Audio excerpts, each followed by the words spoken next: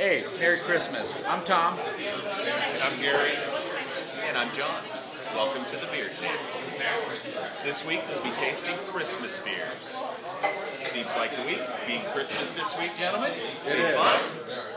We're going to be tasting Wreck the Halls from Full Sail. And we're going to be tasting Old Body Barley Wine from Pike Brewery in Seattle. And we're also going to be tasting Ninkasi's Slayer 2011. We're a couple of guys who get together, good conversation, have good beer. We enjoy various beers. We all have different types of beer that we like. But we also have a different rating system, which is based on pint, schooner, or no thank you. Thank you. No, thank you. No, thank you. No. We should taste beer now. Let's do it.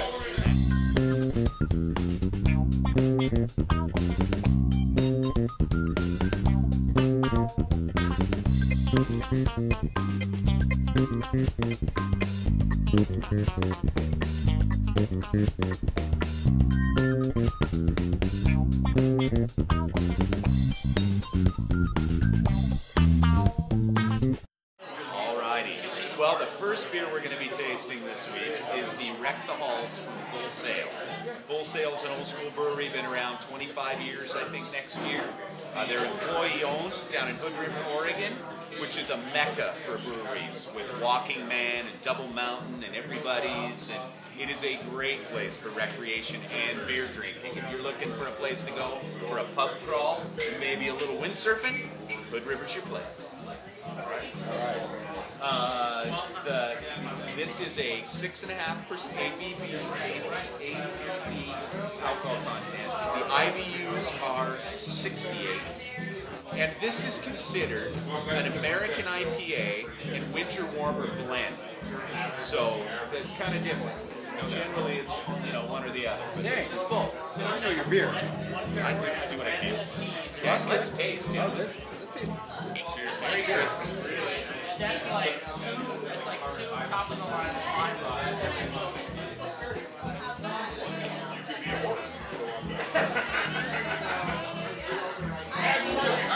It's good. It's got a big hop flavor.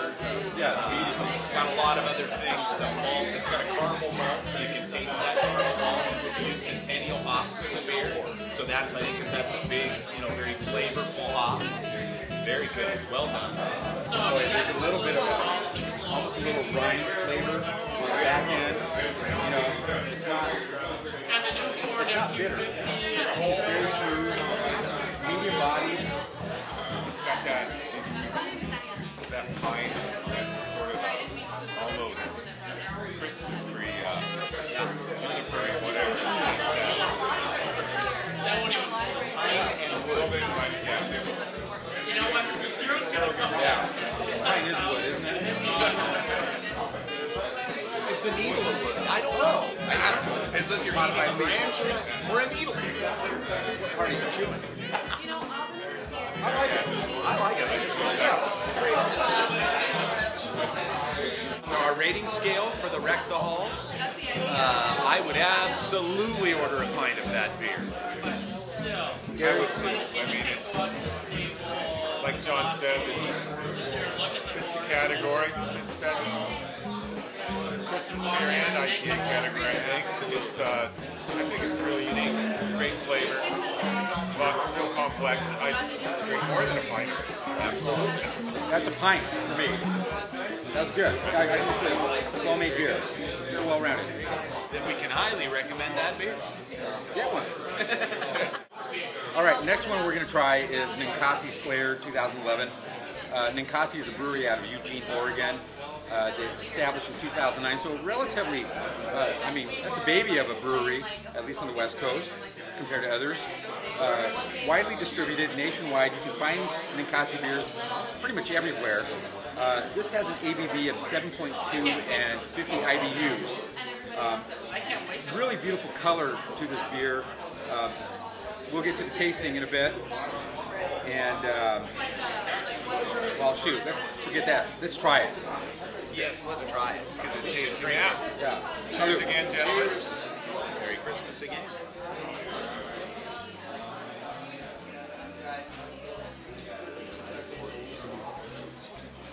Boy, compared to the last beer, this is a much more full-bodied beer. Really malty. More malty. I mean, holy smokes. Really nice. I get chocolate in that Beer. one too. A lot of chocolate on the back end. A lot of dark chocolate on the back end that is going. The front part of the attack on this beer, at least for me, is really not there. But it kind of develops mid-palate and on the back end. I mean, it doesn't taste like a really hot beer. What I mean by that is it doesn't taste overly alcohol, which I think some breweries make.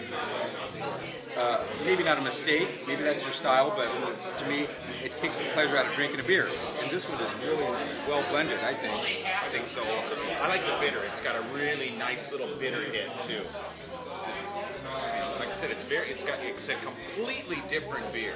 From the same genre, I mean, you would never associate those two beers. No. The hops take that away. This is not a hoppy beer. It's very malty. Oh, yeah, very, very malty. You know, I think we need to delicious mention beers. too that this particular beer we're trying is out of a bottle, not a keg.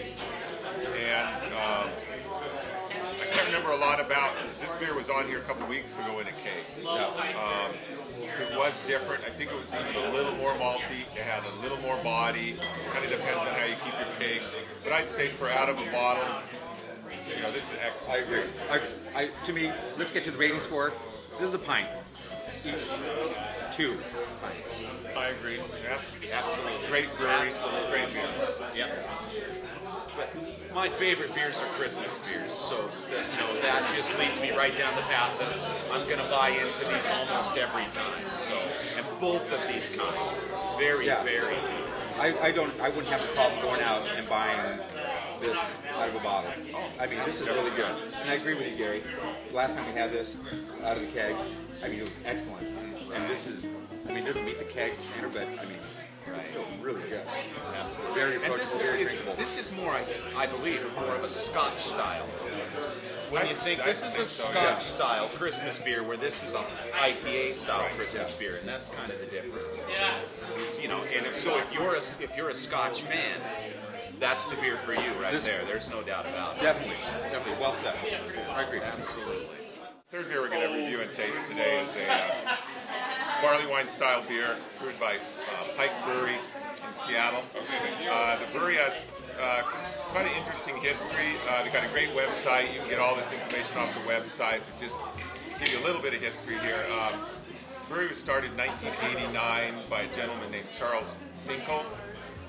He's got a long history as an importer of bottled beers in the U.S. Started out in New York, moved to Oklahoma, moved to Seattle in 1974 and did the import thing for quite a while. And then in 1989 he bought a barley or malt supply business in the Pike Place Market. Actually wasn't in the market, it was down below the market in the site of an old hotel. They brewed their first beer in 1990, and that was the Kilt Lifter, which is perhaps, you guys say, one of their more famous beers. The actual beer we're tasting today has been brewed off and on. It started being brewed in the early 90s. It won an award at the Great American Beer Festival in 1993, a bronze medal. It won a silver medal at the same festival in 1994. The brewery actually sold, the Finkel family sold the brewery in 1997, bought it back in 2006. During that period, they did not brew the barley wine. But in 2007, their 2006-year-old barley wine won a gold medal at the North American Beer Awards. This is one of the seasonal beers. It's brewed during the winter. I wouldn't say it's actually a Christmas beer, but it is brewed during Christmas time. It's a 10% alcohol beer. It's got a 1.096 absolute gravity. is an interesting beer because every year the malt variety and hops changes according to what's available and what they think is going to make the beer the best that year. They generally shoot for a fruity,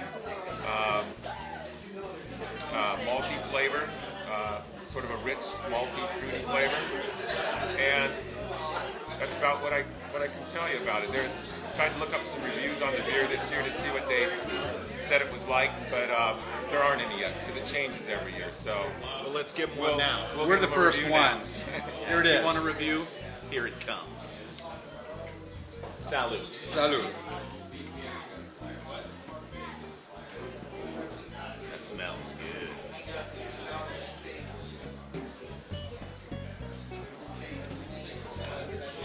Yeah. I had it here the other day.